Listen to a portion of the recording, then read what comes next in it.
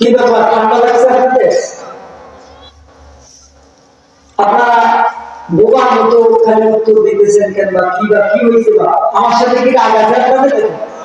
মারামারি করছি, কাউকে গালি দিছি, কারো জমির আইন চলছি, তাহলে জিজ্ঞাসা করলাম বাবা কেমন আছেন, এমন ভাবে বললে মনে হয় কতদিন রোগী। কেমন আছেন সবাই? মাশাআল্লাহ, আলহামদুলিল্লাহ। বাবারে জবানের মালিক থেকে বলেন তো, আল্লাহ তাআলা জবান দিয়ে সবসময় মুসলমানদের আওয়াজ থাকে জোরে। মুসলমানরা কখনো বিড়ালের মতো মিউমিউ করে না, কথা বলেন ঠিক কি? এমন ভাবে আওয়াজ দেয় মনে হয় মহিলার কাছে বেশি আওয়াজ। কথা বলেন, মহিলার কাছে আওয়াজ দেয়। আমরা মহিলা না পুরুষ? জোরে বলতে হবে, মহিলা না পুরুষ? মাশাআল্লাহ, আসলে পুরুষ। যাই হোক ইনশাআল্লাহ আমি দেখবো পুরুষের মতো আওয়াজ আপনাদের ভাইকে পাই। সকলে একবার মালিককে স্মরণ করবো, সকলে করে আল্লাহু আকবার। সম্মানিত ভাইরা, কেউ কথা থাকবো শব্দ করবো না, কোনো আওয়াজ করবো না। আমি হয়তো একটু সময় আপনাদের সামনে কথা বলবো, তো খুব গুরুত্ব সহকারে কথাগুলো শুনবেন।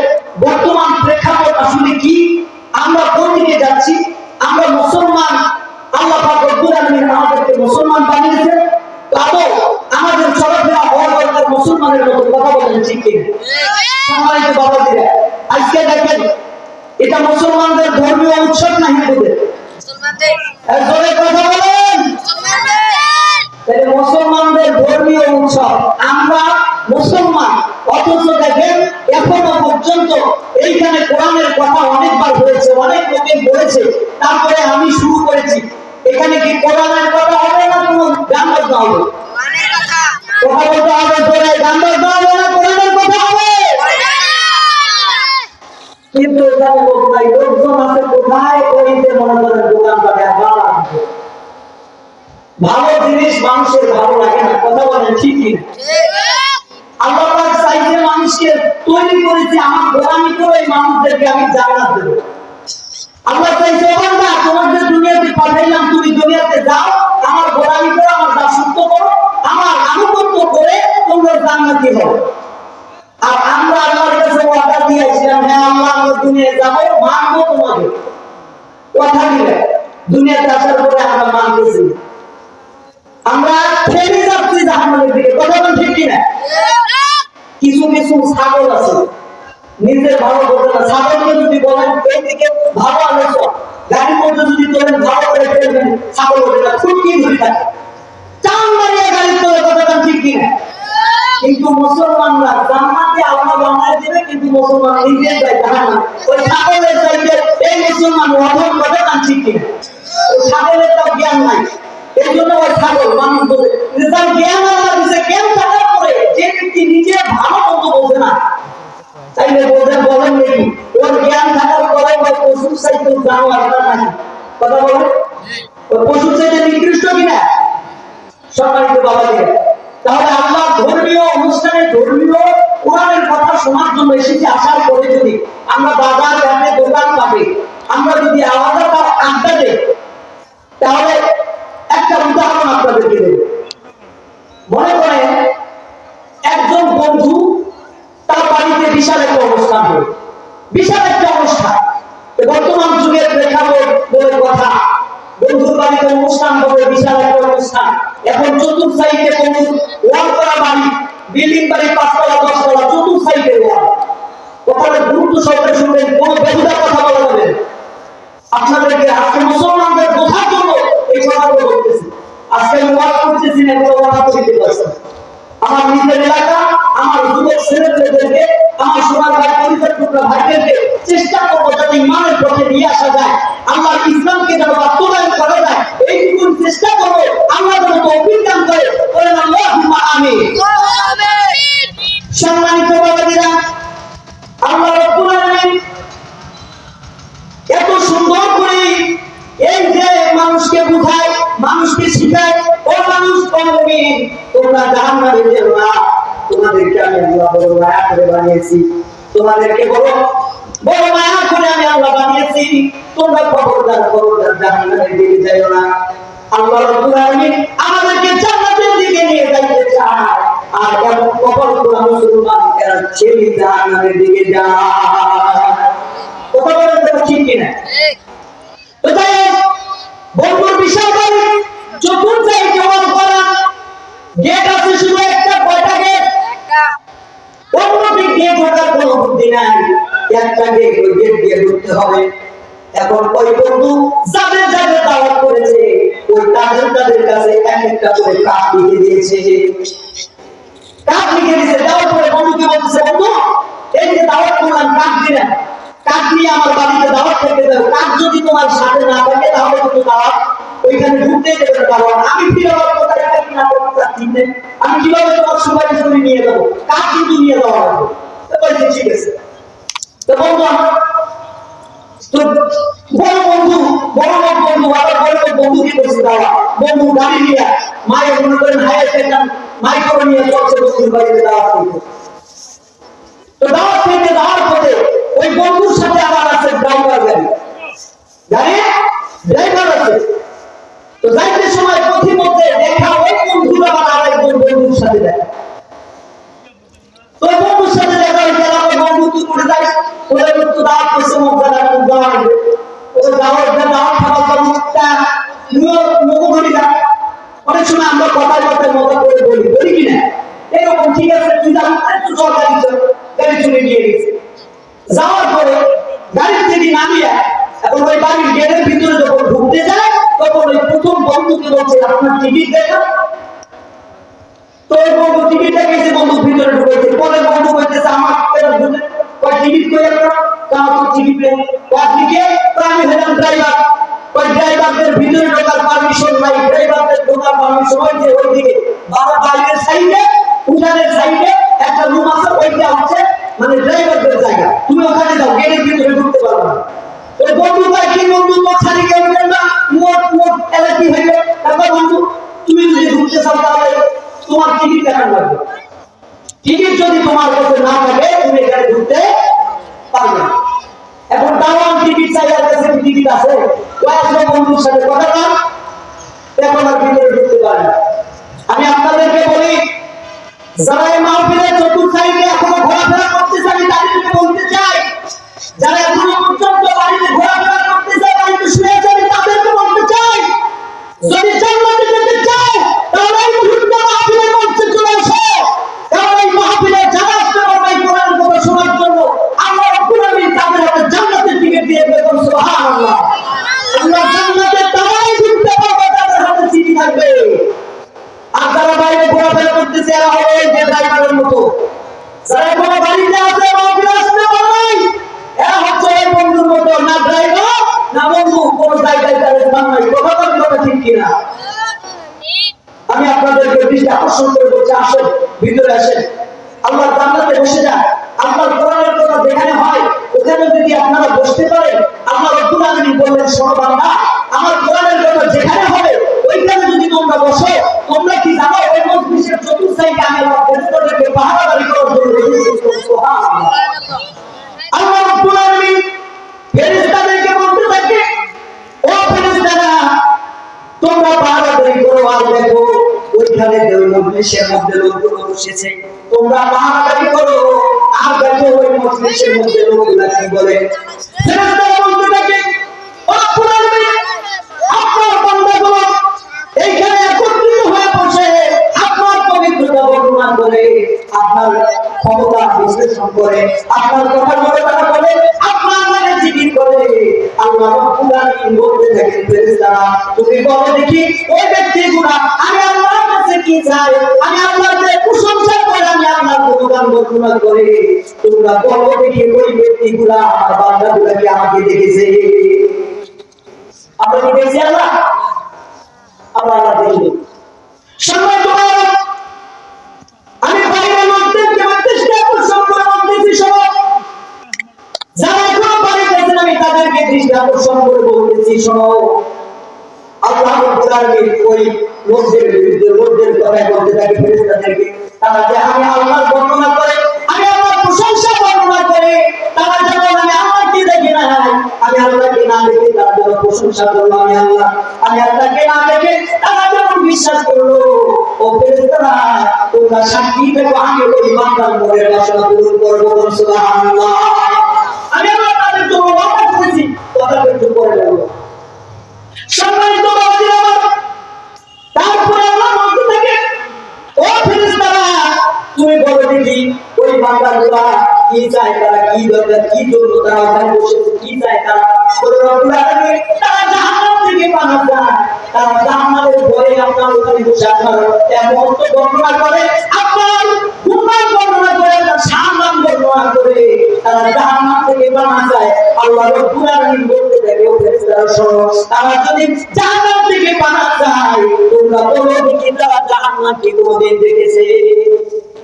তারা কি জাহান্নাম থেকে পানা চায়, তারা কি জাহান্নাম দেখেছে? তখন বলতেছে রব্বুল আলামিন তারা জাহান্নাম দেখে নাই। এই যে কোরআনের কথা বলতে গিয়ে হুকুম জাহান্নামের বর্ণনা করেছিল, জাহান্নাম সম্পর্কে আমরা বুঝতে পারছি, আমরা জানি জাহান্নামের কঠিন শাস্তি হবে যদি আমরা ইবাদত করে আমরা দোয়া না করে যদি কবরে যাই, আমাদের শাস্তি হবে আমরা এটা বুঝতে পারি। এই জন্য আল্লাহ রাব্বুল আলামিন বললেন, ও বান্দা জাহান্নামকে না দেখে গেলে আমার বান্দারা জাহান্নামের ভয়ে আমি আল্লাহর কাছে জাহান্নাম থেকে পানা চাই। ও ফেরেশতারা তোমরা বলতে থাকো ওই বান্দাদেরকে বলে দাও আমি আল্লাহ তাদেরকে জাহান্নাম থেকে মাফ করে দেব। সুবহানাল্লাহ।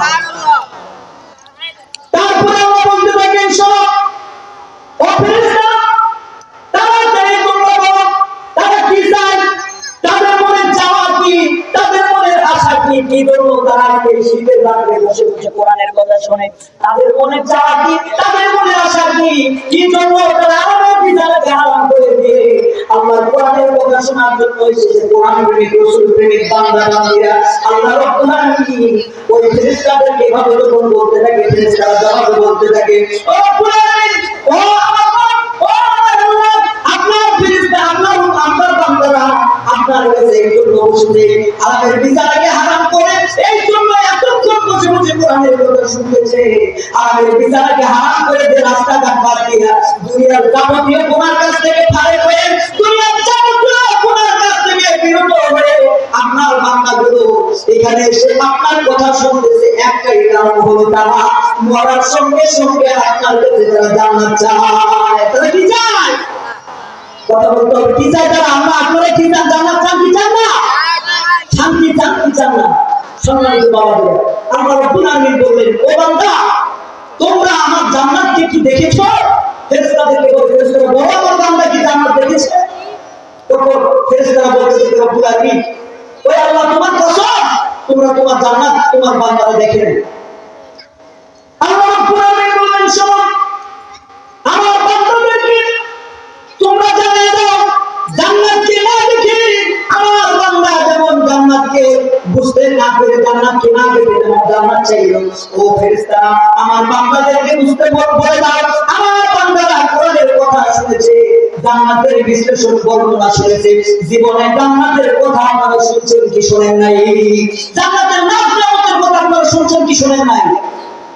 আল্লাহ বলেন, শোনো জান্নাতের নাম নিয়ামতের কথা তারা যেমন শুনে শুনে আমি আল্লাহর কাছে জান্নাত চাওয়ার আশায় চাদর পাখি নিয়ে বসে বসে কোরআনের কথাগুলো শুনেছে, আমি আল্লাহর কাছে জান্নাত পাওয়ার আশায় রাতকে হারাম করে দিয়ে তারা গভীর রাতে নামাজ আদায় করেছে, তাহাজ্জুদ করেছে, আমি আল্লাহর জান্নাতের আশায় তারা যেমন গভীর রাতে আল্লাহ জিকির করেছে, কোনোদিন চুরি চামারি করে নাই, ক্ষুধা যন্ত্রণা পেটের মধ্যে নিয়া কোনোদিন অন্যায় কাজ করে নাই, কোনোদিন মিথ্যা কথা বলে নাই।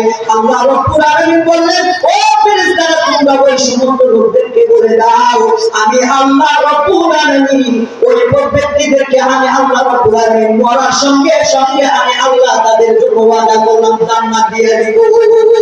সুবহানাল্লাহ। সুবহানাল্লাহ। বাড়ি যায় কোন বাড়ি যায় আর আল্লাহ ওয়াদা করেছেন আপনাদেরকে জান্নাত দেবে। তাহলে এই জান্নাতের বাগানে কোরআনের কথা শোনার জন্য এসে বসার দরকার আছে না নাই? জোরে বলেন আছে না নাই?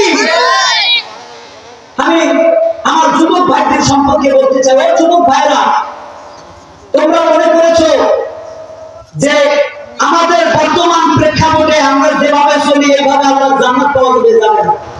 তোমরা মনে করো জান্নাত জাহান্নাম সম্পর্কে তোমরা বোঝাই না, তোমরা অযথা সময় নষ্ট করো, তোমরা কিছুই বোঝো। আরে তোমাদের কাছে আগ্রহ আসলে কিন্তু তোমরা বলবা যে আমি যুবক মানুষ, আমি ছোট্ট মানুষ, আমাকে ছেড়ে দাও। যারা বড় আছে, বয়স্ক আছে, ওদেরকে নিয়ে যাও। আপনারা শুনবে?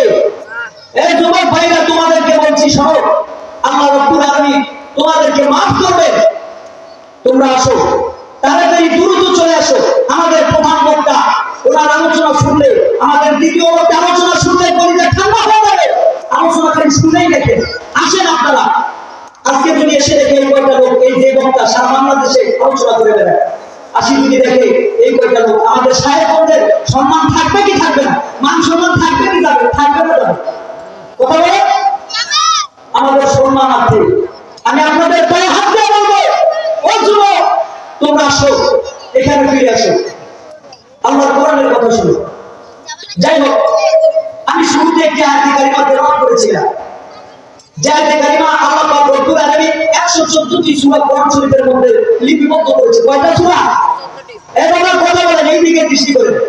আল্লাহ কোরআনুল কারীমের মধ্যে 114টা সূরা লিখেছে। কয়টা সূরা? 114টা সূরা দিয়েছে। তার মধ্যে একটি সূরার নাম সূরা আনকাবুত। 21 নাম্বার পারা, এই 21 নাম্বার পারার প্রথম নাম্বার পৃষ্ঠা থেকে আমি সূরা আনকাবুতের 45 নাম্বার আয়াত তেলাওয়াত করেছি। আল্লাহ যদি চায় আমি এই আয়াতের প্রেক্ষিপটে কয়েকটা কথা বলে আপনাদের মাঝ থেকে বিদায় নেব। আল্লাহ যেন তৌফিক দান করেন সকলে বলে আল্লাহুম্মা আমিন। সম্মানিত বাবাজিরা, আল্লাহ রাব্বুল আলামিন কোরআনুল কারীমের মধ্যে বলেন, ইন্নাস সালাতা তানহা আনিল ফাহশাই ওয়াল মুনকার। নিশ্চয় তোমাদেরকে নামাজ অন্যায় এবং ফাহশা ও গুনার কাছ থেকে বিরত রাখে। চিল্লাতুন সুবহানাল্লাহ। আল্লাহ কোরআনুল কারীমের মধ্যে এই কথা কেন বলেন? এই প্রেক্ষিপটে কয়টা কথা বলবো। নিশ্চয় নামাজ তোমাদেরকে গুনার কাছ থেকে, ফাহশার কাছ থেকে বিরত রাখে। সম্মানিত বাবাজি, আমি নামাজ সম্পর্কে আলোচনা করতে চাচ্ছি। আপনাদের আমাদের সামনে যে কয়জন মানুষ, এই কয়জন মানুষ দেখে আমি আলোচনাটা একটু সামনে কিছু বাড়তি কথা বললাম। এজন্য কি মন খারাপ করছেন? বাবাজিরা, আলোচনা করবো একটু নামাজ নিয়ে। আমাদের সমাজ আজকে মুসলমানদের ভিতরে, এই মুসলমানরা আসলে একটু ধ্বংসের মুখে যাওয়ার এক নাম্বার কারণ হচ্ছে মুসলমানদের ঈমানি শক্তি নাই। কথা ঠিক কিনা? মুসলমান আজ কি হচ্ছে? মুসলমানদের নামাজ না থাকার কারণে, ঈমানি শক্তি না থাকার কারণে মুসলমানদের হারামের কাছে যাওয়া লাগে। এই কথা ঠিক কিনা? মুসলমানদের শক্তি কমে গেছে, মুসলমানদের যৌবন শক্তি মাত্রাধিক কমে গেছে। এর কারণ কি? মুসলমানদের ঈমান না থাকার কারণে, মুসলমানদের আল্লাহর প্রতি না থাকার কারণে, আল্লাহর ভয় করে না থাকার কারণে মুসলমান আজকে ধ্বংসের মুখে। কথা বলেন ঠিক কিনা? আজকে আমাদের জাতি, আমাদের গোটা সমাজ আজকে ধ্বংসের মুখে। এর এক নাম্বার কারণ হচ্ছে মুসলমানদের আজ বেহায়াপনা চলাফেরা করার কারণে, নামাজ ছেড়ে নিয়ে চলার কারণে আল্লাহ রাব্বুল আলামিন এই মুসলমানদেরকে ধ্বংসের মুখে ফেলে দিয়েছে। আচ্ছা বলেন তো দেখি, আমরা মুসলমান কিনা? এবার মুসলমান কিনা? আল্লাহ রাব্বুল আলামিন কোরআনুল কারীমের মধ্যে আমাদের ব্যাপারে কি বললেন? আল্লাহ রাব্বুল আলামিন বললেন, ইয়া আইয়ুহাল্লাযীনা আমানু তাকুল্লাহা হাক্কা তুকাতিহি ওয়া লা তামুতুন্না ইল্লা ওয়া আনতুম মুসলিমুন। আল্লাহ রাব্বুল আলামিন বলেন, হে বান্দাগণ, ওহে তোমরা ঈমানের দাবি করো, তোমাদেরকে আমি আল্লাহ রাব্বুল আলামিন বলতেছি, শোনো, তোমরা আমি আল্লাহকে ভয় করবা, তোমরা আমি আল্লাহকে ভয় করবা, ভয় করার মতো ভয় করবা। আর খবরদার ততক্ষণ পর্যন্ত মৃত্যুবরণ করিও না, যতক্ষণ না পর্যন্ত তোমরা মুসলমান হতে পেরেছো। যতক্ষণ না পর্যন্ত তোমরা মুসলমান হতে পেরেছো, ততক্ষণ পর্যন্ত মৃত্যুবরণ করিও না। এখন আল্লাহ কোরআনের মধ্যে কথা বলছেন, আজকে প্রমাণ হবে আমরা কি আদৌ মুসলমান? এবার কথা বলে মুসলমান, এর আয়াত কি মুসলমানদের জন্য না হিন্দুদের জন্য? কথা বলতে হবে মুসলমানদের জন্য না কাফেরদের জন্য? এই মুসলমানদের জন্য আল্লাহ এই আয়াত নিযুক্ত করলেন। আল্লাহ এই আয়াতটা নাযিল করে মুসলমানদেরকে জানায় যে, ও মুসলমান, তোমরা ততক্ষণ পর্যন্ত মৃত্যুবরণ করিও না যতক্ষণ না পর্যন্ত মুসলমান হতে পেরেছো। সম্মানিত বাবাজি, আল্লাহ রাব্বুল আলামিন এই কথা বলার পিছনে কারণ আছে। কারণ হলো আদৌ আমরা মুসলমান নামে মুসলমান, কিন্তু আদৌ আমরা ঈমান কামেল মুসলমান হতে পারি না। এই কথা বলেন ঠিক কিনা? আমরা মুসলমান হতে পারি নাই। যদি মুসলমান হতাম তাহলে আজকে নামাজ ছেড়ে দিয়ে রাস্তা চলতে পারতাম না। কথা বলেন ঠিক কিনা? আজকে মুসলমান যদি হতাম তাহলে আমরা কোরআনকে অপেক্ষা করে, কোরআনকে অ্যাভয়েড করে আজকে রাস্তা দিয়ে চলতে পারতাম না। কথা বলেন কথা ঠিক কিনা? নামাজ ছেড়ে দিয়ে জন্মের মতো মানুষ মনে করেন যে জুয়ার আড্ডায়, মদের আড্ডায়, নারীর আড্ডায়, নেশার আড্ডায় এই মানুষগুলো অনেকটা সময় নষ্ট করে। আল্লাহ রাব্বুল আলামিন বলেন, শোনো, নামাজ সম্পর্কে আমি আল্লাহ রাব্বুল আলামিন একজন মুসলমান হতে গেলে সর্বপ্রথম তার যেটা দরকার সেটা হলো ঈমান, সেটা হলো তাওহীদ। তাওহীদ যদি একটা মুসলমানের ভিতরে থাকে, ওই মানুষটা যদি ঈমানের দাবি করে, তাহলে ওই মানুষটার ঈমানের দাবির পিছনে সর্বপ্রথম কাজ হলো নামাজকে আদায় করে দেওয়া। সুবহানাল্লাহ। যদি আপনি ঈমানের দাবি করেন তাহলে সর্বপ্রথম আপনার কাজ হলো নামাজকে আদায় করে দেওয়া। নামাজ কেন ইসলামে আজকে আলোচনা হবে? নামাজের গুরুত্ব, নামাজের গুরুত্ব। আজকে আমার সমাজের ভিতরে আমার সমাজ ভাইরা, আমার পরিচয় টুকরা বাবাজিরা আজকে ধ্বংসের মুখে যাচ্ছে। তাদেরকে আজকে অধঃপতন, তাদের সন্তানাদি দিয়ে সুখ নাই, তাদের আত্মীয় দিয়ে সুখ নাই, নিজের স্ত্রী দিয়ে সুখ নাই। কথা বলেন ঠিক কিনা? আজকে মুসলমান হতভম্ব হয়ে গেছে। আজকে আপনি নিজে নামাজ পড়েন, আপনার সন্তানকে নামাজ পড়েন।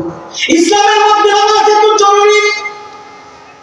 আল্লাহ রাব্বুল আলামিন বলেন, একটা মানুষের উদাহরণ দিচ্ছে, একটা মানুষের দেহের ভিতরে যেমন একটা মানুষের মাথা জরুরি। কথাটা ভালো করে বুঝবেন।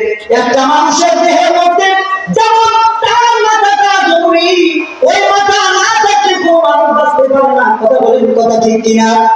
মাথা না থাকলে মানুষ বাঁচতে না।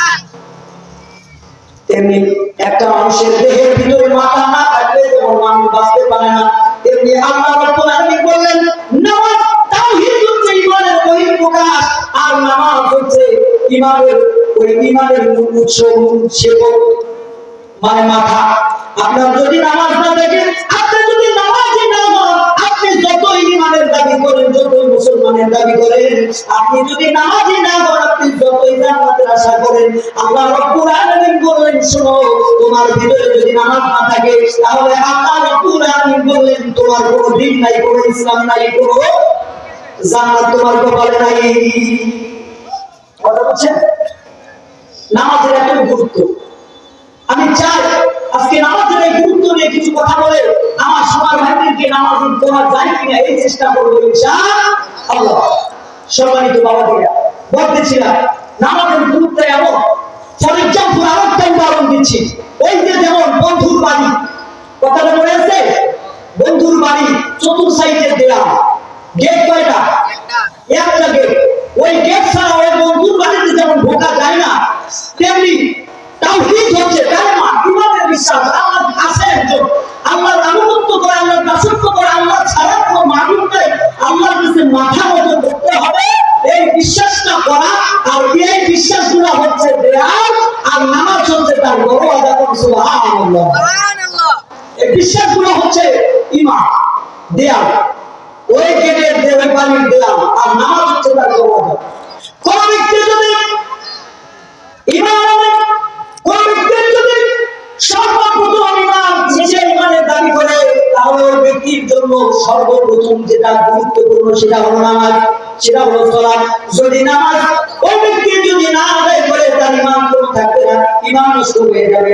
আল্লাহ রাব্বুল আলামিন বললেন, ঈমানকে টিকিয়ে রাখার জন্য নামাজ জরুরি। কারণ যদি কোন বাড়ির ভিতরে, কোন বাড়িতে যদি গেট না থাকে, তাহলে ওই বাড়ির ভিতরে সব জিনিস চুরি হওয়ার আশঙ্কা থাকে কি থাকে না? কোন বাড়ির যদি গেট না থাকে, ওই বাড়ির জিনিস চুরি হওয়ার আশঙ্কা থাকে কি থাকে না? তেমনি সম্মানিত বাবাজিরা, যদি আপনার ঈমান থাকে আর নামাজের দরওয়াজাটা যদি আপনার না থাকে, তাহলে আপনার ঈমান এভাবে চলবে, নষ্ট হবে, চুরি হওয়ার আশঙ্কা, আপনার ঈমান নষ্ট হওয়ার আশঙ্কা থাকে। এই জন্য বাবা নামাজটা অত্যন্ত জরুরি। সম্মানিত বাবাজিরা, নামাজের জন্য জরুরি, কারণ কিয়ামতের দিন বান্দার জন্য আল্লাহর হাবিব সাল্লাল্লাহু আলাইহি ওয়াসাল্লাম বললেন, আউয়ালু মা ইউহাসাবু বিহিল আবদু ইয়াওমাল কিয়ামাতি সালাহ। কিয়ামতের দিন সর্বপ্রথম বান্দার নামাজের হিসাব হবে। কিসের হিসাব হবে? বান্দার কিসের হিসাব হবে? সর্বপ্রথম নামাজের হিসাব হবে। যদি আপনি নামাজ না পড়েন, তাহলে আপনার কি উপায় হবে সেদিন? আপনি কি জবাব দেবেন? আপনার কোনো কিছু আগে জিজ্ঞেস করা হবে না, জিজ্ঞেস করা হবে আপনার ঈমান, আপনার নামাজ সম্পর্কে, আপনি নামাজ পড়ছেন কিনা এটা জিজ্ঞাসা করবেন। একজন মানুষ যখন মারা যায়, আমরা ওই মানুষটাকে যখন আমরা কবর দিয়ে রাখি, ওই মানুষটা কবরে রাখার পরে আমরা যখন চলে আসার পরে কবরের ভিতরে দুইজন ফেরেশতা, এরকম কয়জন? কথা বলতে হবে কয়জন? দুইজন ফেরেশতা কবরের ভিতরে নামে। আল্লাহ রাব্বুল আলামিন বলেন, যখন ওই ফেরেশতা কবরের মধ্যে নেমে যায়, তখন ওই ব্যক্তিকে তার চোখ খুলে দেওয়া হয়, মৃত ব্যক্তিকে চোখ খুলে দেওয়া হয়। চোখ খুলে যখন ওই ব্যক্তি তাকিয়ে দেখে, সে জহরের সময় হোক আর ফজরের সময় হোক আর যখনই হোক, ওই ব্যক্তি চোখ খোলার সঙ্গে সঙ্গে দেখতে পায় তার সামনে বেলাটা ডুবো অবস্থা, অর্থাৎ মাগরিবের পূর্ব মুহূর্ত। আপনি যখনই বাচ্চাটাকে আপনি দেখতে পাবেন ওই টাইমটা আপনার সামনে বেলা ডুবে যায় অবস্থা।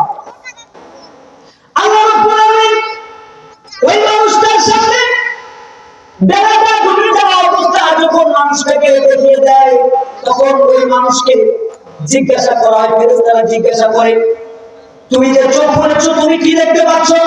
তোমার অবস্থা কি? তুমি এখন কি করতে চাও? মৃত কথা বলো। মৃত ব্যক্তি বলতে থাকে যে যদি ব্যক্তি নামাজি হয়, ওই দুনিয়ার ভিতরে ওই ব্যক্তি যদি নামাজি হয়, যুবক ভাই তোমাদেরকে বলি, যুবকেরা, মরার কোনো বয়স নাই, কোনো বয়স নাই, যখন যা ইচ্ছা আল্লাহর কাছে চলে যেতে হবে আল্লাহর হুকুম করে। ঠিক না বলে? এর জন্য বাবা যুবক ভাইদেরকে বলবো আর মুরব্বীদেরকে বলবো, তোমাদের দাড়ি পেকে গেছে, হুঁশ হওয়া উচিত, লজ্জা থাকা উচিত। সম্মানিত বাবাদের, কবরের মধ্যে এই ফেরেশতারা প্রশ্ন করবে, প্রশ্ন করার পরে বলবে তোমার কি করতে ইচ্ছা করে, কি করবা? যদি ব্যক্তি দুনিয়াতে নামাজি হয়, নামাজি হওয়ার ওই ব্যক্তিটা যখন দেখতে পারবে, চোখ খুলে দেওয়ার সাথে সাথে তিনি পেরেশান হয়ে যাবে। হায় বেলা ডুবে যাচ্ছে, আমার বেলা ডুবে যাচ্ছে, আমার বেলা ডুবে যাচ্ছে, কোথায় পানি, কোথায় পানি, কোথায় পানি, কোথায় কি, আমি কিভাবে উঁচু করবো? আমার সামনে আসরের নামাজ চলে যাচ্ছে, পেরেশান হয়ে যাবে। একজন নামাজি ব্যক্তি ওই সময় পেরেশান, প্রত্যেকটা ব্যক্তির সামনে সেদিন বেলা ডুবে যাওয়ার অবস্থা দেখানো হবে, প্রত্যেকটা ব্যক্তিকে। খুব ভালো করে শুনে রাখেন।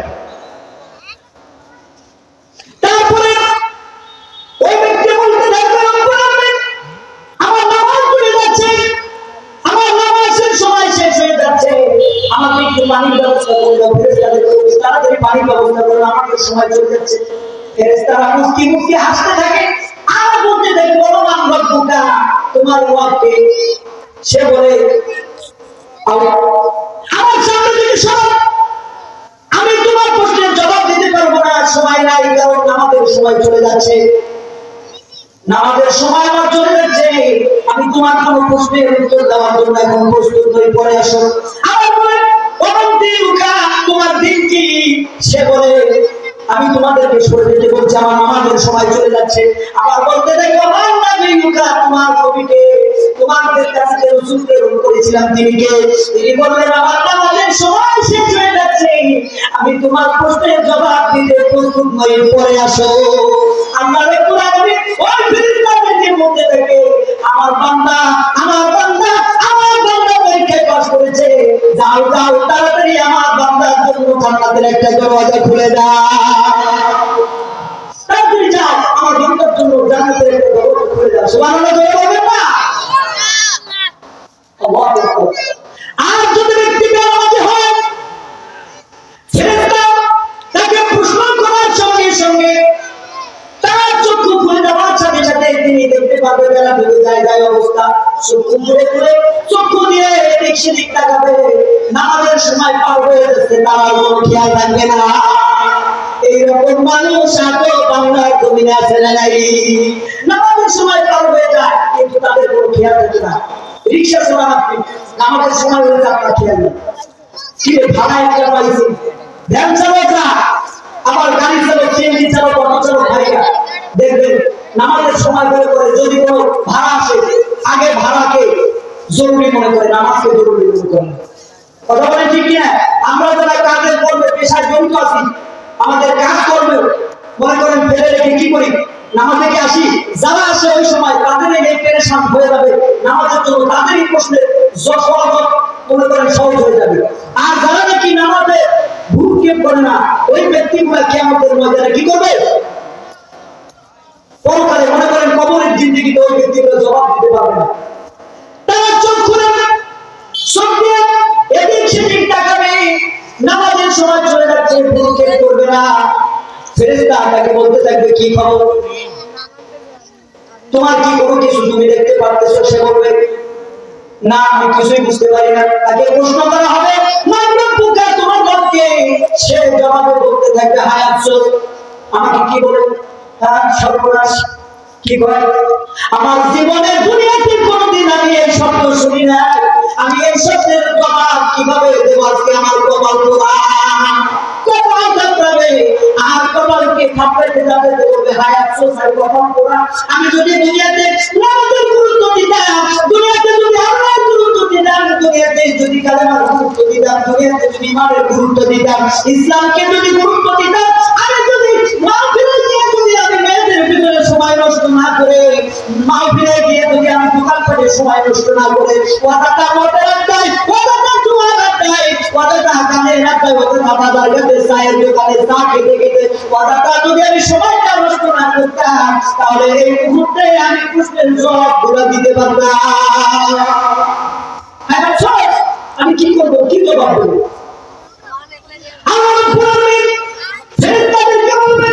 তাড়াতাড়ি প্রশ্ন করো, আমার সময় শেষ হয়ে যাচ্ছে, তাড়াতাড়ি প্রশ্ন করো। তখন বলবে, আমার দিনকে, তোমার দিন কি? সে কপাল কাঁপড়াইতে থাকবে, আমার নাবিকে, তোমার নবীকে কপাল কাঁপড়াইতে থাকবে। আর আল্লাহ রাব্বুল আলামিন ফেরেশতাদেরকে বলতে থাকবে, এ ফেরেশতারা, আর দেরি করো না, তাড়াতাড়ি যাও, এই ব্যক্তির জন্য জাহান্নামের একটা দরজা খুলে দাও, ওই কবরটা হয়ে যাবে জাহান্নামের টুকরা। চিন্তা করুন না, সম্মানিত বাবা দিবে। আরে এখন কিসের আদর? সম্মানিত বাবা দিবে, তাইলে নামাজের কি গুরুত্ব দিচ্ছেন? সম্মানিত বাবা দিরা, বিশ্বনবী সাল্লাল্লাহু আলাইহি ওয়াসাল্লাম নামাজের ব্যাপারে অনেক জায়গায় অনেক কথা বলেছেন। তো যাই হোক ভাইরা, আজকে আমি ওই সমস্ত ভাইদেরকে, ওই সমস্ত মুরব্বী বাবাদেরকে বলতে চাই যে আপনার যদি নামাজ জীবনে না থাকে, আপনি যদি জীবনে নামাজ না পড়ে থাকে, তাহলে আপনার কোনো ঈমান নাই, আপনার কোনো কিছু নাই। আপনি যদি বলেন যে নামাজ পড়ি না, ঠিক আছে, কিন্তু ঈমান ঠিক আছে, আপনার ঈমান নাই, ঈমান নাই। কারণ ঈমান হচ্ছে কি, ওই যে বল, নামাজ হচ্ছে তার বড়। আল্লাহ রাব্বুল আলামিন বলেন, শোনো, প্রত্যেকটি মানুষকে কিয়ামতের দিন আল্লাহ রাব্বুল আলামিন বলবেন, হিসাব নিকাশ সবই হবে না প্রত্যেকটা মানুষের। আমরা তো এটা মানে বিশ্বাস করি, কথা বলেন ঠিক কি? সম্মানিত বাবাজিরা, আল্লাহ রাব্বুল আলামিনের সামনে যখন আমরা উপস্থিত হব, আল্লাহ যখন আমাদেরকে হিসাব নেবেন, আমাদেরকে সর্বপ্রথম আল্লাহ প্রশ্ন করবেন, বান্দা দুনিয়াতে নামাজ পড়েছিলে কিনা? তুমি এখন কি চাও? হোক সে জাহান্নামী, হোক সে জান্নাতি। ওই বান্দাগুলো আল্লাহর সামনে বলতে থাকবে, রব্বুল আলামিন, আমরা আপনার জান্নাত চাই। প্রত্যেকটা ব্যক্তি বলবে, আমরা জান্নাত চাই। আল্লাহ বলবেন, যদি জান্নাত চাই, এই মুহূর্তে আমি আল্লাহকে একটা সিজদা দাও, আমি আল্লাহকে একটা সিজদা দিয়ে তুমি জান্নাতে চলে যাও। আমি আল্লাহকে একটা সিজদা দিয়ে তুমি জান্নাতে চলে যাও। যারা নাকি দুনিয়াতে সিজদা দেয় নাই, তারা জান্নাতে যেতে পারবে না। অধিকাংশ মানুষ জাহান্নামে যাবে, নরকে যাবে, এই নামাজ না পড়ার কারণে। কিসের কারণে? নামাজ না পড়ার কারণে। সম্মানিত বাবাজিরা, বিশ্বনবী সাল্লাল্লাহু আলাইহি ওয়াসাল্লাম বললেন, শেষ মুহূর্তে তার উম্মতদেরকে বাঁচানোর জন্য, তার উম্মতদেরকে ফেরানোর জন্য বিশ্বনবী সাল্লাল্লাহু আলাইহি ওয়াসাল্লাম বললেন যে, হে উম্মতেরা, মৃত্যুর শেষ মুহূর্তে, মৃত্যুর সময় আল্লাহ নবী সাল্লাল্লাহু আলাইহি ওয়াসাল্লাম বললেন যে, ও আমার উম্মতেরা, শোনো, তোমাদেরকে যে কথাটা বলে যায় সেটা হলো আসসালাত, আসসালাত, আমার নামাজ, নামাজ, আমার উম্মতের নামাজ। খবরদার আমার উম্মতের নামাজ কোনোদিন ছেড়ে দিও না। বিশ্বনবীর মৃত্যুর সময় প্রচন্ড জ্বর, প্রচন্ড জ্বরের মধ্যে আক্রান্ত, এমন অবস্থায় ঘরের মধ্যে তিনি বসে আছেন। হঠাৎ করে মসজিদে আযান হয়ে গেল। বিশ্বনবী সাল্লাল্লাহু আলাইহি ওয়াসাল্লাম বলতে থাকলেন, আম্মা জান আয়েশাকে ডাক দিয়ে বললেন, আয়েশা রে, এখন কোন সময়? আয়েশা বললেন, এখন হলো আসরের সময়। বিশ্বনবী বললেন, আয়েশা রে, এখন কি হতেছে? তিনি বললেন, আয়েশা বললেন যে আমার বাবা ইমামতিতে আপনার সাহাবীরা অনেকক্ষণ অপেক্ষা করে, আপনার অপেক্ষা করে আমার বাবা ইমামতিতে নামাজ পড়তেছে। বিশ্বনবী সাল্লাল্লাহু আলাইহি ওয়াসাল্লাম বললেন, আয়েশা রে, তাড়াতাড়ি এক কাজ করো, আমার মাথাটা একটু উঁচু করে ধরো আর আমার ঘরের জানালাটা একটু খুলে দাও, মসজিদে নববীর দিকে আমার মুখটা করে দাও। আয়েশা রাদিয়াল্লাহু তাআলা আনহা বিশ্বনবীর মাথাটা উঁচু করে ধরলেন আর বিশ্বনবী দিকে জানালাটা খুলে দিলেন। বিশ্বনবীজি জানালা দিয়ে নামাজের দৃশ্যটা দেখলেন। দেখার পরে তিনি দেখতেছেন যে নামাজের মধ্যে সাহাবীরা কাঁদতে কাঁদতে অস্থির হয়ে যাচ্ছে। অনেক সাহাবীরা নামাজের মধ্যে কাঁদতে কাঁদতে তারা বেহুশ হয়ে যাচ্ছে, পাগল হয়ে যাচ্ছে। আয়েশা রাদিয়াল্লাহু তাআলা বললেন, আনহা বললেন, আমি লক্ষ্য করে দেখলাম বিশ্বনবীজি দুই চোখের কোণা দিয়ে টপ টপ করে পানি করে দাড়ি মোবারক ভিজে যেতে যেতে লাগলো। আমি জিজ্ঞাসা করলাম, ইয়া রাসূলুল্লাহ, ইয়া হাবিবাল্লাহ, নামাজের দৃশ্য দেখে আপনার চোখে পানি এলো? বিশ্বনবী বললেন, আয়েশা রে, এটা কোনো কষ্টের পানি না, এটা কোনো দুঃখের পানি না, এটা তৃপ্তির পানি। কারণ আমি যে সিস্টেমটা, যে নামাজের দৃশ্যটা আমার চোখ দিয়ে আমি দেখেছি, যে নামাজ প্রতিষ্ঠা করতে গিয়ে যত অত্যাচার আমি সহ্য করেছি, এই নামাজকে বাস্তবায়ন করতে গিয়ে সাহাবায়ে কেরাম জীবন দিয়েছে। সাহাবায়ে কেরাম কত অত্যাচার সহ্য করেছে আমার সামনে, আমি কত অত্যাচার সহ্য করেছি। আজকে ভবিষ্যতে একটা নমুনা, ভবিষ্যতের একটা ছবি যেন আমার চোখে ধরা পড়লো। আমি যেদিন দুনিয়াতে থাকবো না, আমার বান্দাগুলো তারা, আমার উম্মতগুলো তারা এইভাবে করে জামাতের সহিত নামাজ আদায় করবে। তারপরে বিশ্বনবী শেষ মুহূর্তে নামাজটা তিনি জামাতে করলেন। গিয়ে নামাজ শেষ করে বাড়িতে আসার পরে নিজের মেয়ের কথা বললেন না, সাহাবীদের কারো কথা বললেন না। বিশ্বনবীর শেষ কথা সেটা হলো আসসালাত, আসসালাত ওয়া মা মালাকাত আইমানুকুম, নামাজ, নামাজ, আমার উম্মতেরা নামাজ। আমার উম্মতেরা জীবন থাকতে কোনদিন নামাজ ছেড়ে দিও না। যদি তোমরা জান্নাতের আশা করো, যদি জান্নাত দাবি করে থাকো, তোমাদের পায়ে হাত দিয়ে বলি, যুবক ও মুরব্বি, নামাজ ছেড়ে দিও না, নামাজ ছেড়ে দিও না। শেষ একটা উদাহরণ দিয়ে আপনাদের কাছ থেকে বিদায় নেব। একটা উদাহরণ মনে করেন, আপনাদেরকে কাউকে যদি বলা হয়, কোন মুরব্বিকে, যে সন্তানের সামনে আপনার স্ত্রীর সাথে এক বিছানায় এক জায়গায় ঘুমায় থাকবে, মানে বুঝছেন তো? বলেন, কেউ রাজি হবে? কেউ থাকবে? এটা লজ্জার বন্ধু থাকবে না। তেমনি আমরা একজন মেয়েকে বিয়ে দেওয়ার জন্য একটা ছেলে খুঁজি, যে কোনো ছেলে দেখি যে ছেলেটা মদ খায় কিনা, গাঁজা খায় কিনা, নেশা করে কিনা, এইরকম ছেলে খুঁজি। কথা বলেন ঠিক কিনা? কিন্তু আমরা কোনোদিন নিজের মেয়ে বিয়ে দিতে কোনোদিন দেখি না যে এরকম নামাজ পড়ে কিনা, ছেলেটা নামাজি কিনা, ছেলেটা সত্য কথা বলে কিনা, ভালো মতো চলে কিনা, এরকম কোনোদিন দেখি না। কথা বলেন ঠিক কিনা? তাইলে সম্মানিত বাবাজিরা, শেষ কথাটা আপনাদেরকে যেটা বলতেছি সেটা হলো যে আপনারা মেয়ে বিয়ে দিচ্ছেন তাদের কাছে যারা নামাজ পড়ে না, একটা লোক যদি মন খেতে খেতে হেঁটে যায়, ওই লোকের সাথে ওই আপনার বিয়ে দিবেন? কারো বোন বিয়ে দিবেন? কারো মেয়ে বিয়ে দিবেন? দেবেন না, কারণ ছেলেটা প্রকাশ্যে মদ খেয়ে বেড়াচ্ছে। কথা বলেন ঠিক কিনা? আল্লাহ নবী সাল্লাল্লাহু আলাইহি ওয়াসাল্লাম বলেছেন, যদি কোনো মানুষ পৃথিবীর সমস্ত মদ যদি একসাথে খেয়ে ফেলে, এর ব্যক্তি কাফের হবে না। কিন্তু আল্লাহ নবী বলেছেন, মান সালাতা সালাতা ফাকাত আমিদান ফাকাত কাফার। আল্লাহ রাসূল সাল্লাল্লাহু আলাইহি ওয়াসাল্লাম বলেছেন যে কোনো ব্যক্তি যদি এক ওয়াক্ত নামাজ ছেড়ে দেয়, ওই ব্যক্তি কাফের হয়ে যায়। কি হয়ে যায়? ওই ব্যক্তি কাফের হয়ে যায়। তাইলে একটা লোক প্রকাশ্যে নামাজ ছেড়ে দিয়ে যাচ্ছে, ওই ব্যক্তির সাথে আপনার বোন বিয়ে দিচ্ছেন, আপনার মেয়ে বিয়ে দিচ্ছেন। কথা বলেন ঠিক কিনা? এই জন্য আপনাদের অনুরোধ করে বলবো, বাবা ফিরে আসেন, ভালো হয়ে যান। নামাজবিহীন কোনো জিনিস আমাদের কাজে আসবে না। কিয়ামতের দিন সর্বপ্রথম নামাজের হিসাব হবে। আল্লাহ তাআলা আমাদের সকলকে যেন নামাজ, পাঁচ ওয়াক্ত নামাজ জামাতের সহিত আদায় করার তৌফিক দান করেন। সকলে বলি আল্লাহুম্মা আমিন। এবারে আমার সংক্ষিপ্ত বক্তব্য শেষ করছি। আসসালামু আলাইকুম ওয়া রাহমাতুল্লাহি ওয়া বারাকাতুহু। আলহামদুলিল্লাহ।